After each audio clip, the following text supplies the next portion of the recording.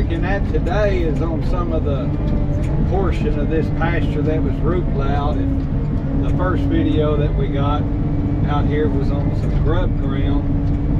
And basically the difference is when you rake grub ground, the trees for the most part are sitting on top of the ground, or you just get in each individual tree, and unless the trees are so thick, 75% of the ground's never been disturbed.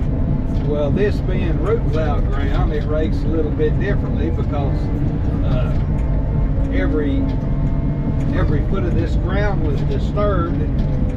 Root plow is just a big dozer, got a blade behind it, and some arms, and you stick it in the ground and just go like you're plowing a field. So that blade slices under the ground, and it cuts every tree, everything that's growing on top of the ground, it cuts it off. So basically every foot of this ground's been disturbed and it's all loose, so it rakes differently. And a lot of the trees are down, still stuck in the ground, but they're dead. And this rake, I've got to stick it farther in the ground to get some of the trees up, some of the stumps. Sometimes you'll see them that they still got green leaves on there. Well, it rains so much between me raking it and it was root plowed that some of the trees kind of sit back in the ground, but eventually they'll die if you can get them pulled out of the ground. And if I would have been raking this right as they root plowed it, all these sunflowers wouldn't grow back. That makes it kind of hard because I'm raking up sunflowers, I'm pulling them out of the ground, and they're going into my windrows, which they'll dry up if they want to burn it. Chances are they may just let the piles rot. It's going back to pasture. It's not going to be a cultivated field, so all they've got to do is get in it, and I'm still like pulling my beam over it to smooth it up a little bit, but it will be going back to native grass. So a lot of the stuff, the little twigs and stuff and branches that are on the ground that do not get raked up in a pile, they'll eventually rot, and you'll never know that it was covered in brush unless you see a pile. And you always rake, you do what I'm doing now, you put everything in a windrow first, and then you go through there and pile it. Some of this has already been piled, but this last little bit I'm on, I'm just putting it in the windrow first, and then I'll go down each windrow and put it in the pile.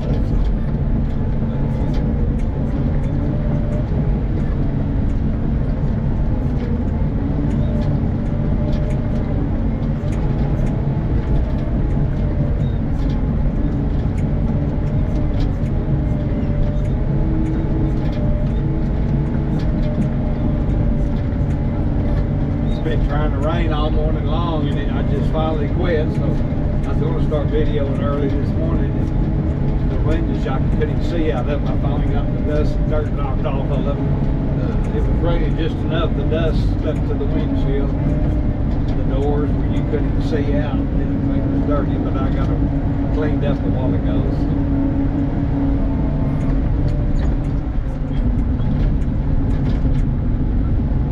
There wasn't no sunflowers out here when this was being root plowed. I guess that seed at one time there was, it was just laying out here. Anytime you disturb the ground, anything that's every seed that's been laying on the ground decides to germinate once you disturb the top of the ground. And sometimes it's broomweed, sometimes it's sunflowers that come up.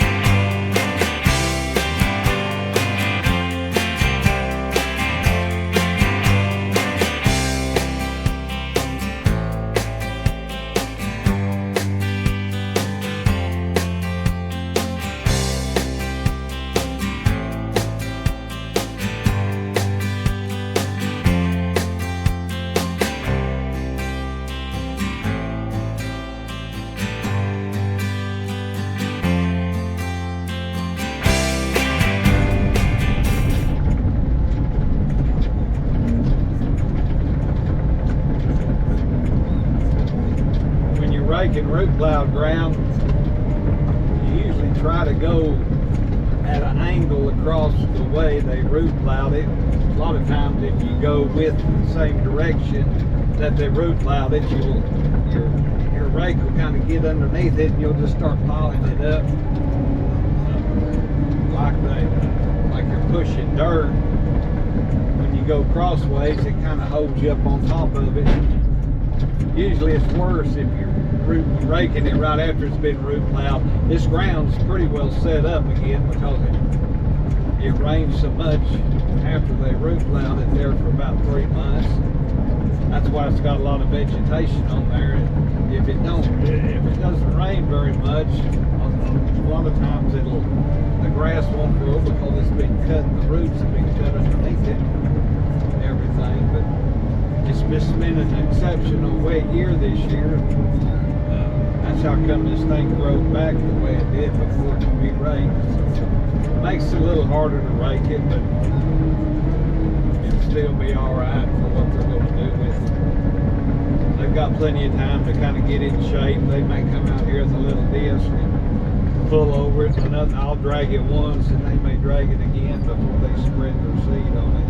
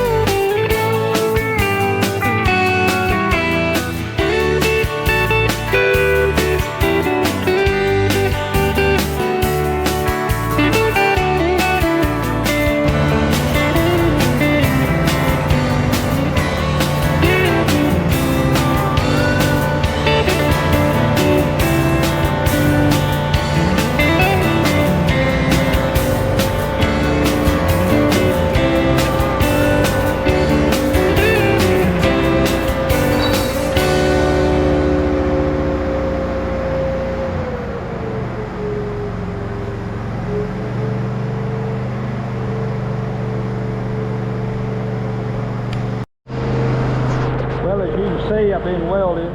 I come in this afternoon. It rained here at the house last night, about a half an inch, but I went to where I'm raking and it just barely settled the dust. But all my ripper teeth on my raker wore out. I put them on new before I started.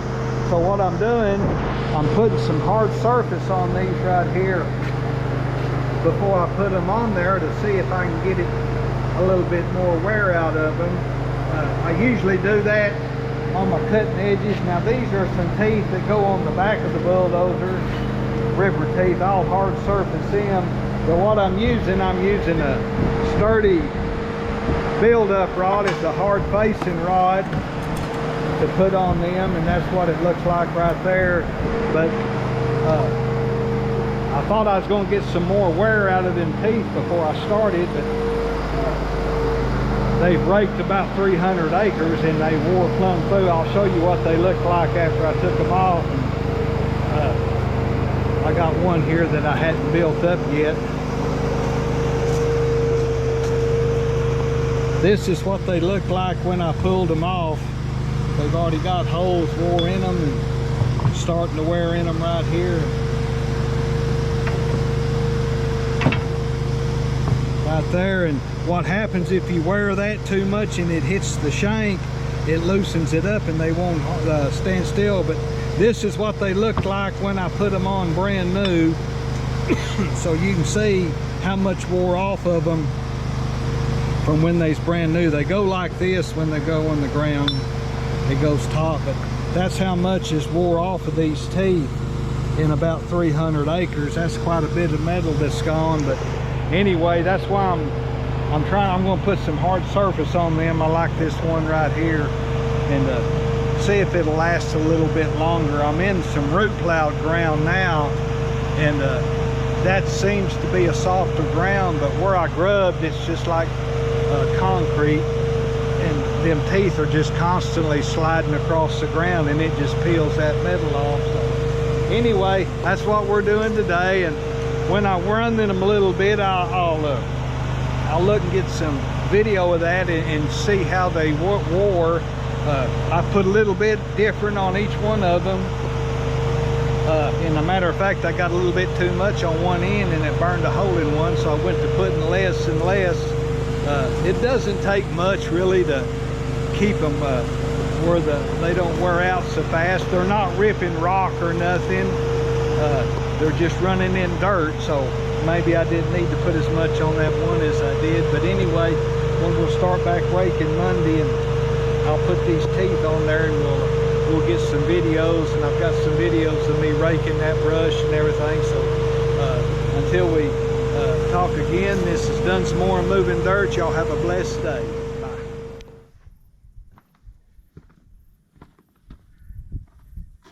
We're going to put these teeth on this rake this morning and see how that works, and if I don't hit my finger, we'll have a good start to the day. So.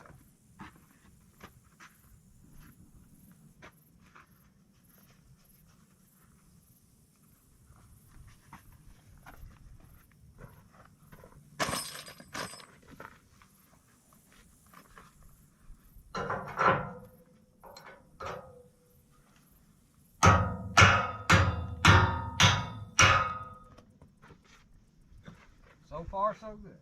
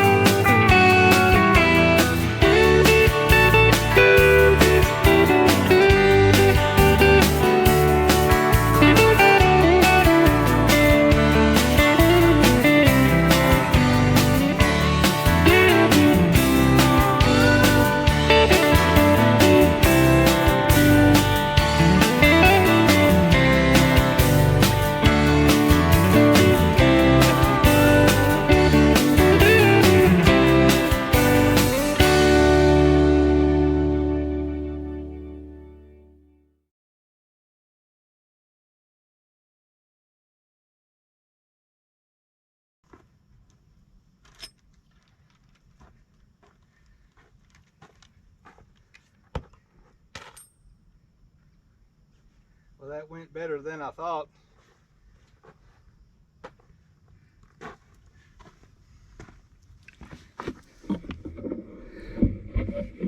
The teeth on the end are a different style tooth. That shank is bent, so I've put that different style of tooth on there. It's got a little thing here on the side. It's got a little bit more wear, and it'll keep from wearing them off the side. The last one, when I took the last one off, the whole side of the shank was showing. Tried to straighten that shank out. We got it as good as we could. It just takes a lot to straighten out a 2-inch piece of metal that wide with a cutting torch. We had a come along on it, tied to a pickup, and 2 sledgehammers trying to, but it's see if I can't get a little bit more wear out of them. I did the same thing on the end of this one. That shank's got a little twist in there, so I put a different style tooth on there. I had some of them, they were square pointed, and I cut the end off so they wouldn't be so straight across the edge. But them teeth there are $40 a piece, and the pins are about $4. So if I can get a little bit more wear out of them with that hard surface, it'll be worth it. And like everything else, everything's going up. The ripper teeth I have on the back on them rippers, the big ones you seen there at the shop, they used to be $100 a piece. Now they're $130. So I sure enough going to hard surface them before I put them on there. So anyway, we got a little bit more to do. Need to grease it and blow the radiator out. And there's a quick look at what where the sunflowers are. That's a bunch of them. That's what I like, having everything raked out here. I've got, that'll be a little over 400 acres when I get that little old spot right there. That's probably 45 acres left, and I'll get up on top of the tank batteries and let y'all see the rest of that, what that looks like from the top of the tank batteries. You ought to be able to see piles everywhere. So anyway, that's what we're going to be doing. We're going to finish servicing the dozer. So hope y'all are enjoying these videos, and if you hadn't subscribed, need you to subscribe to this channel, and go ahead and share these videos and hit the like button, and we'll talk to y'all later. Y'all have a blessed day. Bye.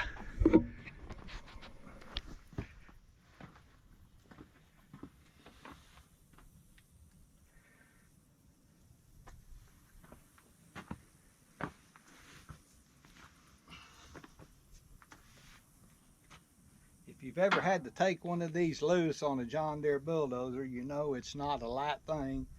I've smashed fingers a couple times, both up here, and here the other day I had my impact wrench on there, and I was undoing it like this, and usually it'll stay up there, it'll back away that far to stay up there, but this time it just come all the way down while I was trying to get my impact wrench, my battery operated impact wrench off there, and I couldn't get it off soon enough, so everything wound up going against this. It hurt for a day or two. So anyway, so now when this will go down to about right here when you let it down. Well, used to I could pick it up with one hand, but I can't anymore. So what I do, I crawl down there, the rake ain't on here, what is easier, and push it up, and then I stick this block up here, and then I come up here, and it's got all the leverage on it then you can close it. But there's one thing you can't do. If you've got limb risers on here, there's this beam that goes across right here. Well, you have a tendency to put your hand right here and shove it up there. Well, what happens, there's not room for your hand to go between this and the bottom of this, and it gets your fingers right there every time. So I've done it once, and I'm a slow learner, and I've did it twice, and since then I know you don't put your hand here, you always put your hand here. If you don't have limb risers on your bulldozer, there's no problem, there's nothing here, but it's just about 1/4 of an inch between this and the bottom of this, and that's not quite enough to get all your finger up in there. So, and it usually hangs right there. So anyway, that's the tip of the day, so take it for what it's worth. I'm just trying to save you from smashing your fingers. I mean, there's plenty of other stuff to smash your fingers on besides that, and a lot of times you can't help it, but they got everything stuck up in here. You can't do it. most time when I blow out the radiator, I'll undo this and I'll undo the side panels because the back of the radiator is right inside there. But I did that the other day, so I can go for a while without having to do that.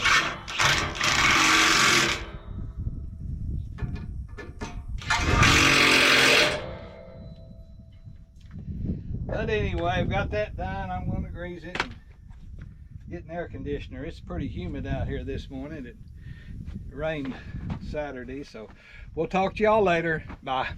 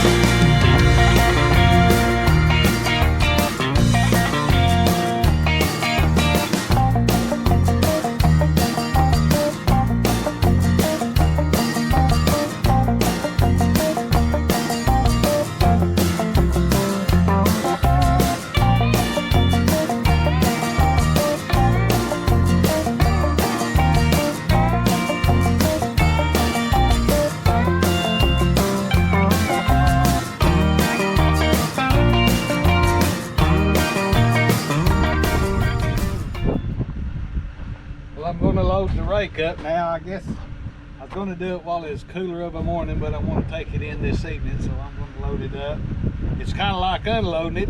If it goes well, it goes well. If it don't, everything goes to heck. So we'll just see it's going to do what it's going to do. So I usually have it hooked to my pickup, but I wanted to leave it lower in the front because it tries to slide on that. And when I unloaded it earlier when we started, the trailer was raised up because it was on my pickup, and I think that's why it tried to slide off the back. So we'll see what happens, see how it goes.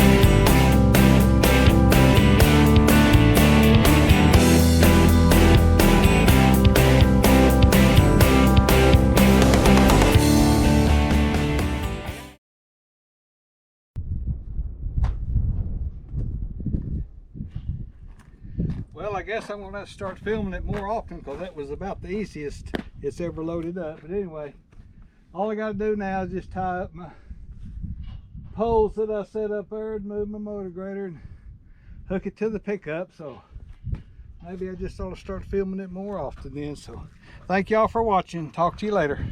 Bye.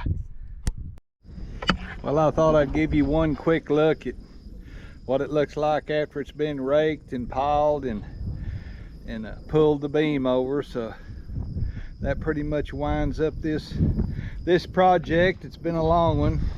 Started at the first of the year and worked for a couple months, and then went to do some more stuff and come back a couple months ago and started raking it and piling it up. So it looks quite a bit different from what it did when we started clearing the brush and everything. So the landowner now can start to get it ready to plant grass this coming spring, and it's kind of rewarding to see what you can do to help put land back productive again for beef cattle and wildlife. And it may take a couple years before the grass gets established, but it will. And we didn't eradicate the mesquite. All we did was get them to where they can be controlled better. You're never going to get rid of a mesquite tree. They've been around longer than we have. So but that's what we try to do.